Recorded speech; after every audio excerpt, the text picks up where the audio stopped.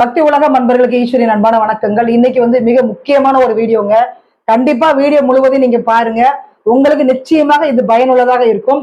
ஏன்னா கிட்டத்தட்ட 160 பாட்டு நம்ம பக்தி உலகத்தில் நம்ம போட்டிருக்கோம். ஸோ இன்னொரு சேனல் இருக்கு, குமரகுருன்னு ஒரு சேனல் நான் ஆன்மீக சேனல் ஆரம்பிச்சிருக்கேன். ஸோ அதுலயும் நம்மளுடைய அதிசய மனிதர் தான் பேசியிருக்காங்க. நிறைய நல்ல விஷயங்கள் மக்களுக்கு ஷேர் பண்ணும்போது உண்மையிலே பாட்டு போறதெல்லாம் நமக்கு தெரியவே இல்லை.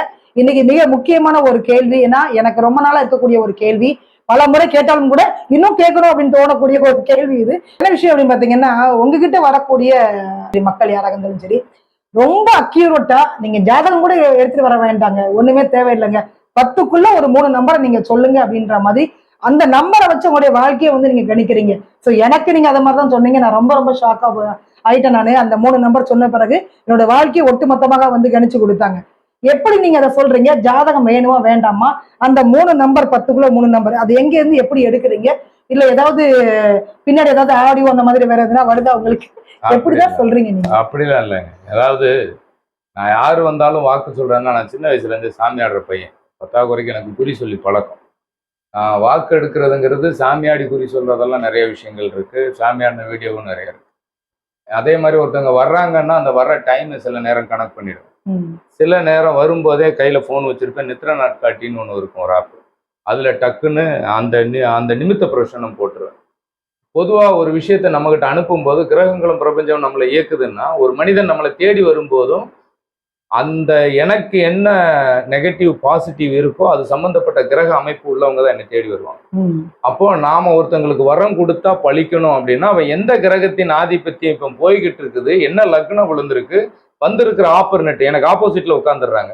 அப்ப லக்னமும் அப்போ விழுகும் போது எனக்கு விழுந்து ஆப்போசிட்ல இருக்கிறவங்க என்னவா இருக்காங்கிறது தெரிஞ்சு, இப்படி விழுகும் போது அவங்க என்ன விஷயத்துக்கு வந்திருக்காங்கிறதும் தெரிஞ்சு ஈஸியா சொல்லிடலாம். அதே மாதிரி ஒரு 3 நம்பர் கேட்கிறேன்னா, சூரியன்னா ஆளுமை தன்மை, சந்திரன்னா குளுமைத்தன்மை, தாய் உள்ளம் கொண்டது, கருணை உள்ளம் கொண்டது, குருனா அறிவுத்திறன், குருவுக்கு உண்டான ஒரு, அதாவது சூரியனுக்கு ஆளுமை திறன் இருக்கும், சூரியனுடைய நெகட்டிவை நான் அப்படிங்கறத அவங்க மறுக்க மாட்டாங்க. தப்பே செஞ்சாலும் அதை சரி இது கொஞ்சம் இப்படி பார்த்துக்கப்பான்னா தான் ஒத்துக்குவாங்களே தவிர, தம்பி நீ பண்ண தப்பு அப்படின்னா போடா அப்படின்றவாங்க. அப்போ என்ன ஆளுமையோடு ஒரு கிரகத்தின் ஆதிபத்தியத்தோட ஒருத்தர் வந்திருக்காரு. அந்த 3 நம்பர்ல அந்த மனிதருடைய நெகட்டிவ் என்ன பாசிட்டிவ் என்னன்னு தெரிஞ்சிடும். அப்போ அவருக்கு வரக்கூடிய நோய் என்ன, அவர் எந்த வழி தெய்வத்தை வணங்கல, எந்த வழி தெய்வம் அவருக்கு பிளஸ்ஸா இருக்கு மைனஸா இருக்கு அதுவும் தெரிஞ்சு. வாழ்க்கையில இவங்க ஜெயிக்கணும் அப்படின்னா இன்னைக்கு இருக்கிற விஷயங்கள் ஒண்ணுதான், நம்ம எதை செய்தால் வாழ்க்கையில வெற்றி பெறலாம் அப்படிங்கிறது தான் ஜோதிட கருத்து. அப்போ எதை தின்னா பித்தம் தீரும், நம்ம பிரச்சனை தீருங்கிறது தான் பித்தம். நம்ம உடம்புல பித்தம் அப்படிங்கிறது உங்களுக்கே தெரியும். அதிக கசப்பு தன்மை தேவையில்லாத அந்த பித்தம் அதிகமாச்சுன்னா தலை சுத்தும். அதே மாதிரி தான் ஒருத்தங்களுக்கு எதை சாப்பிட்டா அந்த பித்தம் தீரும், அவன் தலை சுத்து, வாழ்க்கையில அவன் சுத்தி திரிகிற பிரச்சனை எப்படி தீரும் அப்படிங்கிறதுக்கு அந்த நம்பர் ஒரு 3 நம்பர் கேட்டேன்னா அதனுடைய கூட்டு தொகையா 1 எடுத்துருவேன்.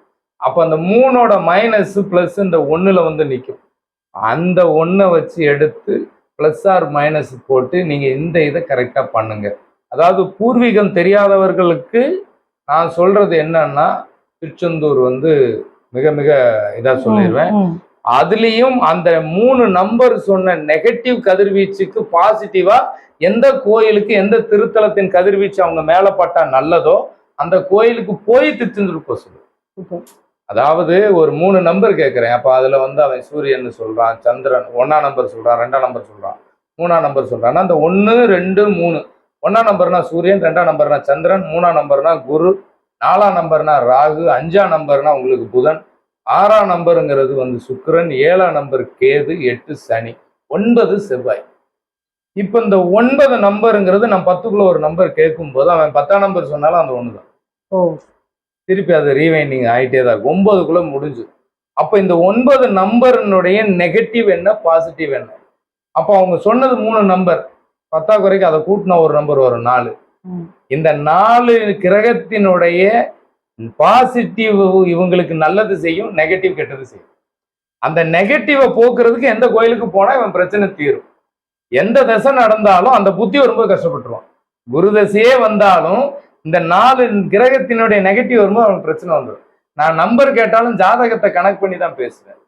ஒருத்தங்க பேர் சொல்லும் போதே அந்த பேருக்கு லக்கணம் போடுவேன்.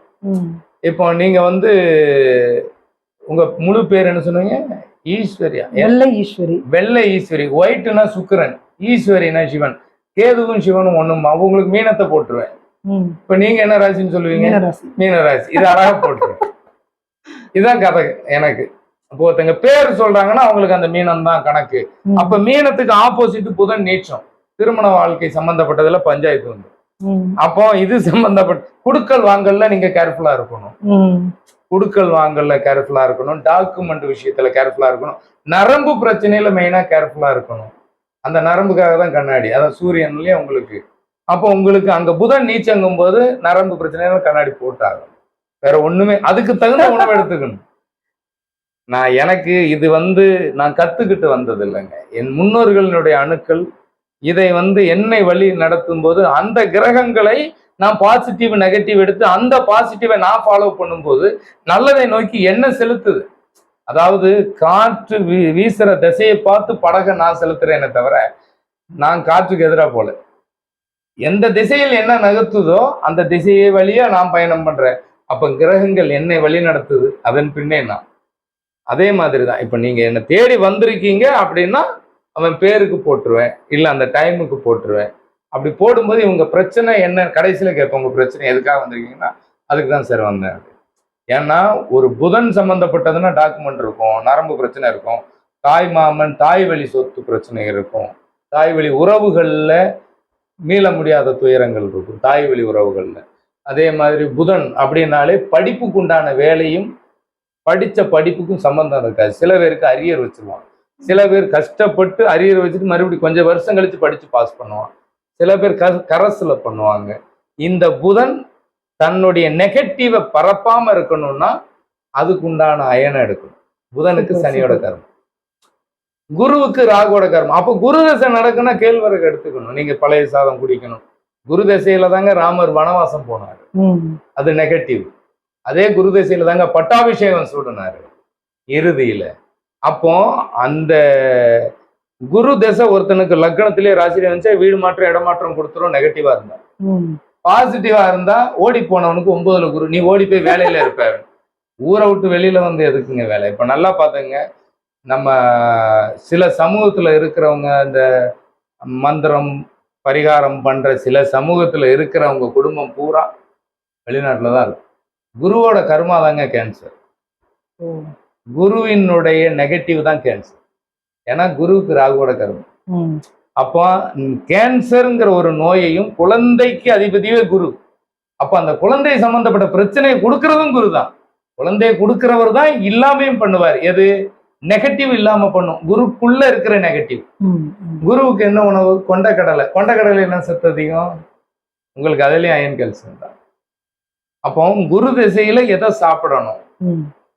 நெகட்டிவ். அப்பனா ராகு. அப்போ நீ அங்க குரு திசை நடக்கும்போது தான் கேழ்வரகு எடுத்துக்கணும், ராகுவோட ஃபுட் அதிகமா எடுத்துக்கணும். இதே மாதிரி ஒவ்வொரு கிரகத்துக்கும் நெகட்டிவ் பாசிட்டிவ் இருக்கும்.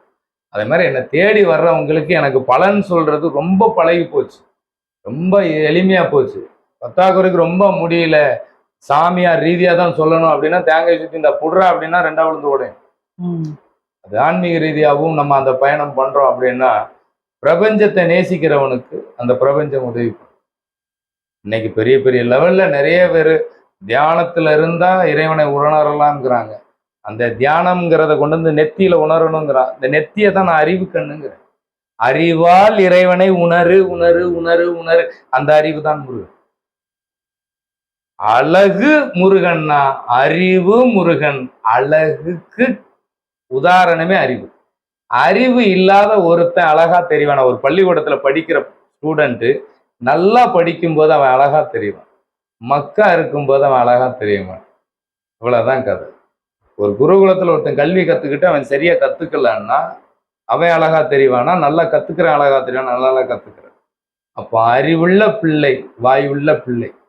முருகன் சிவனின் 2வது பிள்ளை. முதல் பிள்ளை ஞானம். ஞானம் கொஞ்சம் குறையாதான் இருக்கும், இயற்கை மாதிரி. விநாயகன் பஞ்சமுகம் இயற்கை. இந்த இயற்கை நிறை குறையோட தான் இருக்கும். அதை அறிவுபூர்வமா முருகன் என்னும் 2ஆம் பிள்ளையால் அறிவால் உணரு. மனிதனுக்கு அறிவுங்கிற மிகப்பெரிய சக்தியை கொடுத்துருக்கான். அதனால அந்த அறிவுபூர்வமா பாருங்க. உங்களுக்கு முருகன் என்பவன் அறிவு. முடியலையா, திருச்செந்தூர்ல போய் குளிங்க, அறிவு வளரும். அப்ப அந்த 3 நம்பர் வந்து நீங்க அடிப்படையே ஜோதிடத்தை வச்சுதான் சொல்றீங்க. ஜோதிடம். இந்த கணித ஜோதிடம் சொல்லுவாங்க, அதெல்லாம் இல்ல, நியூமராலஜி சொல்றாங்க. அதுலயும் கணக்கு வந்துருது இல்ல, அதுலயும் வரும் இதுலயும் வருமா? அப்ப கலந்துதான். எண் கணிதம்ங்கிறதே வந்து வாழ்வியலினுடைய அந்த கிரக கணிப்பு தானே. உங்களுக்கு நான் பேரை வச்சே நான் சொல்றேன் அப்படின்னா, வெள்ளை அப்படிங்கிறது சுக்கிரனை போடுவேன், சில பேர் சந்திரனையும் போடலாம். அதனாலதான் ராசி மீன ராசின்னு சொன்னேன். சந்திரனும் சுக்கிரனையும் ஒன்னா போட்டு வெள்ளை ஈஸ்வரி. ஈஸ்வரி பட்டனும் சுக்கிரன் அங்கதான் உச்சம், அதனாலதான் மீனம். ஏன்னா ஈஸ்வரன் மனைவி உச்சம் பாக்குறதே கடல் தான், அதனாலதான் உங்களை திருச்செந்தூர் போக சொல்றேன். சரி சரி, ஓகே. ஸோ கண்டிப்பாக வந்துட்டு நீங்க பார்க்கணும் அப்படின்னா நீங்க வந்து தொலைபேசி எண் நான் கொடுக்குறேன். முருகப்பெருமாளை வந்து நீங்க பாருங்க. 10க்குள்ள 3 நம்பர் சொன்னா போதும். உண்மையில எனக்கு ஒரு 2-3 பாயிண்ட் தான் சொல்லியிருக்காங்க, இதுக்கு முன்னாடி நிறைய பாயிண்ட் சொல்லிட்டாங்க. A to Z ரொம்ப கிளியரா சொன்னாங்க. நான் ரொம்ப ஷாக் ஆயிட்டேங்க. நான் படிப்புக்கும் அறிவுக்கும் சம்மந்தப்படுத்தி சொல்லல, பட் இருந்தாலும் கூட என்ன டாபிக் கேட்டாலுமே அவங்களால பேச முடியும். இது மட்டும் இல்ல, ஷேர் மார்க்கெட்ல இருந்து எல்லா டாபிக்கும் பேசக்கூடிய ஒரு சூப்பரான ஒரு பர்சன் தான் அதிசய மனிதர். உண்மையில அந்த டைட்டில் வந்து பொருத்தமான ஒரு டைட்டில். சார், நம்முடைய முருகப்பெருமாள் தான். சந்திச்சதுல ரொம்ப மகிழ்ச்சி. உங்களுக்கு கண்டிப்பாக நேரம் இருந்ததுன்னா நீங்க பாருங்க, பார்க்கணும்னு தோணுச்சுன்னா கண்டிப்பா வந்து நீங்க பாருங்க. ஸோ மீண்டும் சந்திக்கலாம். நன்றி, வணக்கம்.